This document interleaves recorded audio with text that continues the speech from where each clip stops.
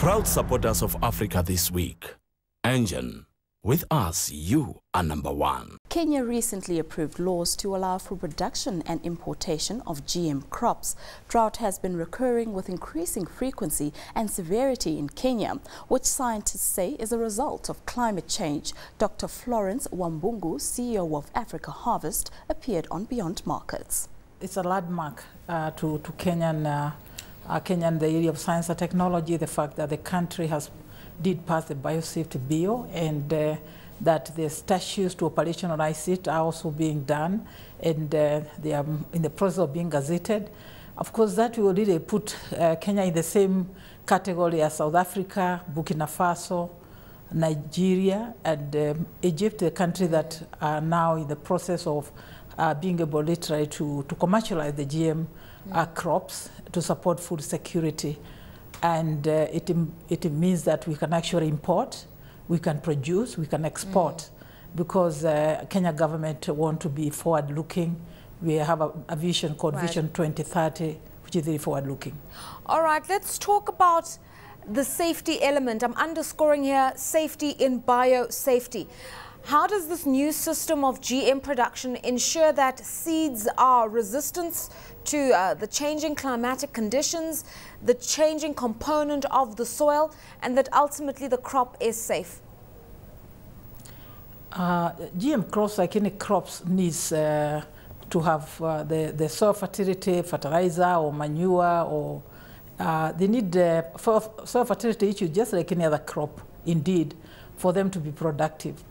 And some of the technologies available are going towards having drought-tolerant crops. But overall, the crops are there mainly focusing on productivity based on increasing productivity by fighting insects, pests, and those that take quite considerable amount of the harvest. In terms of safety, there are regulations which are government regulated in all the countries that really address the issues of food and environmental safety. And many of these regulatory bodies, whether it's in Kenya or other countries, are really not private. They are done by the government to ensure that they are effective. Dr. Wambungu, I mean, you'll remember, if you cast your eye back to 2003, 2004, there was huge controversy in Africa, particularly countries like Zimbabwe and Zambia, questioning the authenticity and the sanity of importing GM foods in the process of food aid into Africa. Basically, they were raising questions around the nutritional value of GM foods, and ultimately, when you're talking about seeds, the extent to which GM seeds would contaminate existing seed formations in Africa, because they were worried that that would decimate an entire industry. Fast forward to 2011, how have you resolved those issues? What's your view? Well, I think these are government issues. I don't think I'm qualified to tackle these issues, but if I remember the way that issue was resolved, it was resolved by actually grinding or milling the grains so that the grains that was leaving South Africa to go to Zambia or Malawi cannot be planted without people knowing and germinate.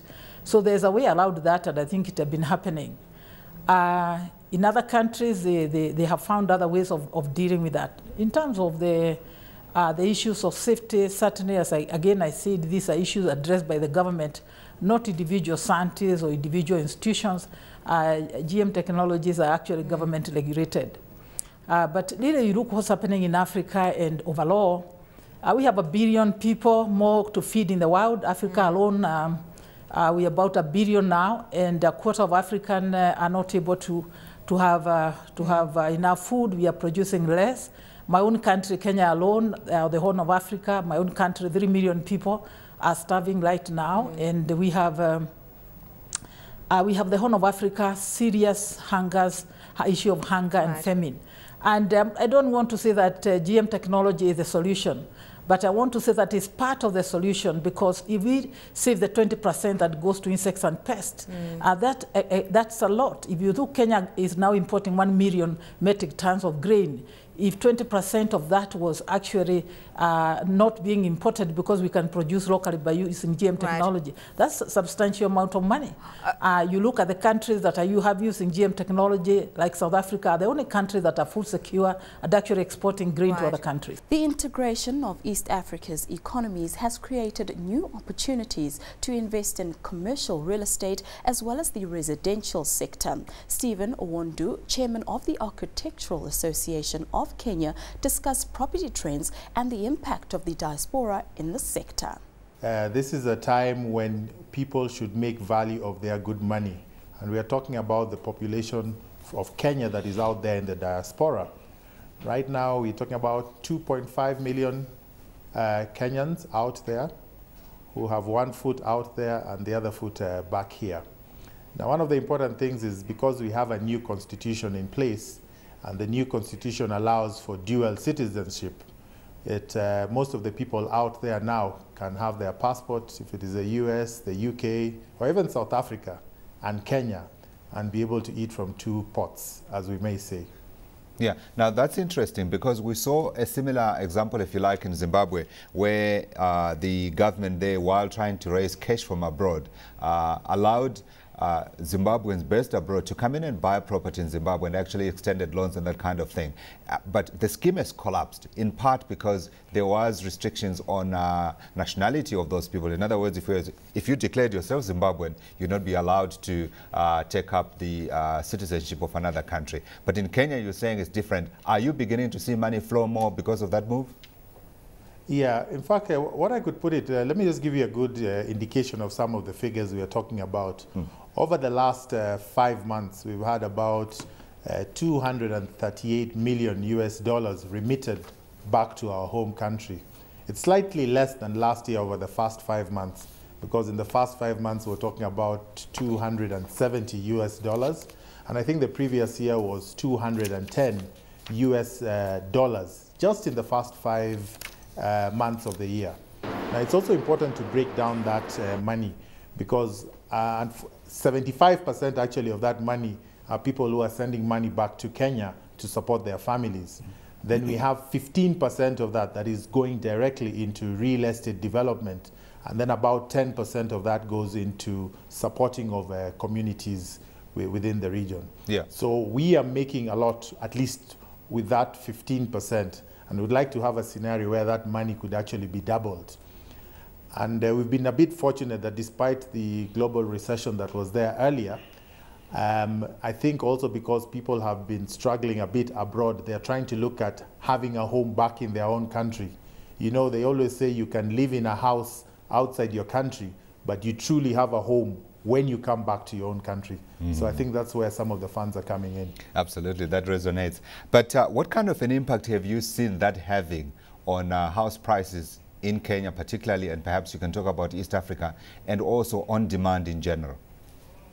Now let's talk about East Africa. East Africa, we're talking about a population of 127 million people. As GDP, that is translating to about 18 billion US dollars. Now, when you talk about what this kind of impact has back home, I would say this. We're still struggling at home in terms of provision of housing, in the sense that the supply is outstripping the demand. So because of the issue of the demand being much higher than what is available, we're still having relatively high prices. The other problem we also have is that the availability of serviced land. When we talk about serviced land, we're talking about land with roads, water, sewer, and electricity. This has not been provided significantly by the governments that we do have here. And hence, there's an overpricing of the land, which translates into a high price of housing. And if you combine that with the undersupply of housing, then of course you still have your prices up there. A multi-sector trade exhibition featuring 30 manufacturers from Mauritius opened in Cape Town this week. We spoke to Rajin Subama, Sector Manager, Enterprise Mauritius. The response is quite good because lots of buyers, we've received 300 buyers today for the first day, and we had around 125 buyers at the breakfast meeting held this morning. And I think that all the 31 exhibitors are very, very happy. What sort of sectors are the South Africans looking at? Mainly the textile, and today I found some interest in the light engineering sector, and also the printing sector. And I find that there is an interest also in the IT sector. But it's mainly, I would say 65% is the textile sector. That's interesting, because the South African textile industry has been decimated by competition coming out of China, and also the impact of the strong rand, which enables people to go and buy from outside and sell at very competitive prices locally. Do you get any sense of what the investors are looking at? Are they looking to see how you guys are doing things in Mauritius, because we know you've been very successful? Or is this a question of trying to find Mauritians who can come and partner with South Africans? No, in fact, they are looking for partnership, and also we should not forget that we are members of the SADC. And being members of the SADC, and as long as we respect the third country fabric, our goods enter, the clothing goods enter South Africa at zero duty. So our goods, however, becomes competitive to the Chinese. So, and then the respect of delivery, the reliability of our manufacturers, all this count. The quality of the goods, and also don't forget that we are all looking, the Mauritian garments factory sector is in the niche sector. So are there any concerns that investors are raising about coming potentially to Mauritius? We do know that Mauritius has got a very good reputation as a good destination for investment, and certainly there are a lot of things that South African and SADC companies can learn from there. Yeah. Of course, why not? And because the manufacturers are very reliable, and the quality especially is very, very good. And I think that you know, if we take, for example, our export in the year 2000 was around 75 million rupees. And in the year 2010, our export to South Africa is around 3.2 billion rupees. And so which means that South Africans are making, trusting the Mauritian manufacturers. Yeah. What sort of areas are you seeing growth in terms of that relationship, and who is benefiting the most here? Is it a case of more South African exports into Mauritius, or is it vice versa? No, but both. It's working both ways. Even the imports of Mauritius from South Africa is increasing. We are importing around 11 billion rupees every year. I mean, last year, 11 billion rupees from South Africa. Though the trade balance is in favor of South Africa, but even the exports of Mauritius is also increasing. The Cape Town Fashion Week is currently taking place, where South Africa's finest designers take to the ramp. But behind all the glitz, glamour and style, is Fashion Week really about entrepreneurship or merely entertainment? And economically, how do you translate runway to retail? Ashley Evans reports. Cape Town Fashion Week is currently underway, where the country's finest designers take to the ramp. But behind all the glitz, glamour and style, is the event really about entrepreneurship or merely entertainment? And how do you translate runway to retail? Fashion Week is not only entertainment. I mean, internationally we know Fashion Week is the platform for designers to sell their wares. We use Fashion Week as their promotion platform. So besides job creation and an event that drives the GDP of fashion and designers and the commercial aspect of it. The South African fashion industry has gone through a slump over the past few years with high manufacturing costs and cheap imports. But top South African designers like Gavin Raja see the potential income that fashion can bring to Africa. I think people need to stop looking at fashion or design as a kind of frivolous activity. I think They need to look at things like, what leads the British FTSE 100 companies. They're all design-led businesses.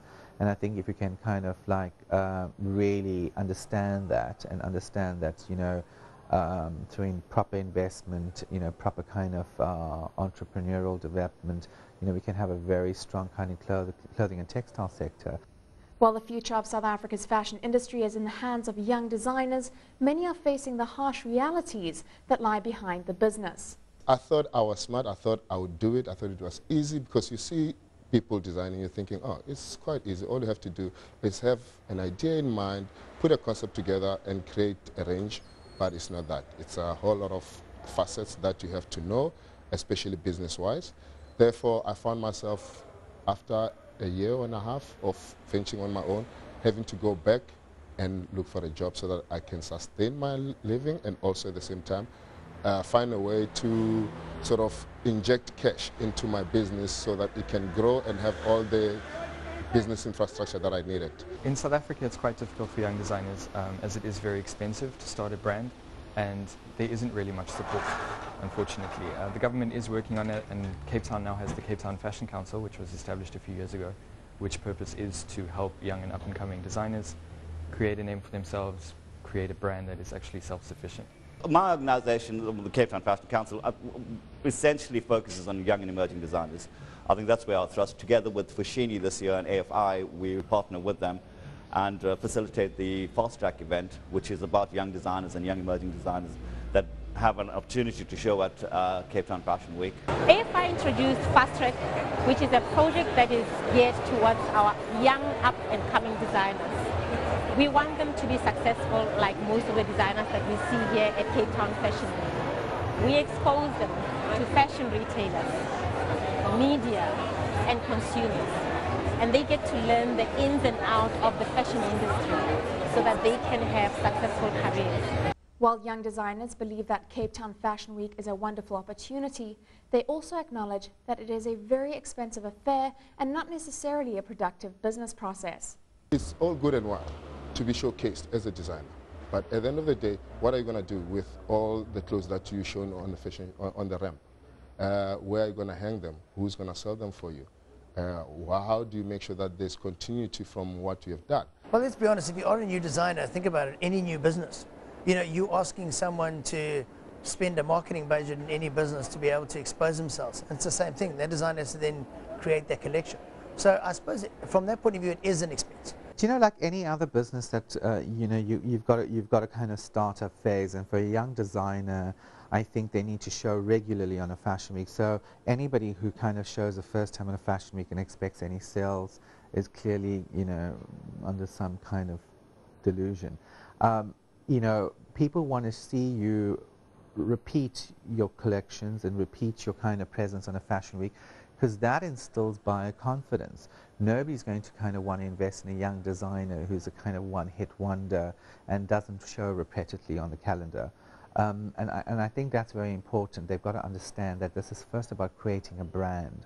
For other potential investors out there, they want to see the designer kind of creating that presence and creating a media awareness as well. From those just entering the business to those showcasing exclusive lines, Cape Town Fashion Week is an opportunity to encourage a cohesive voice for the fashion industry in South Africa and across the continent.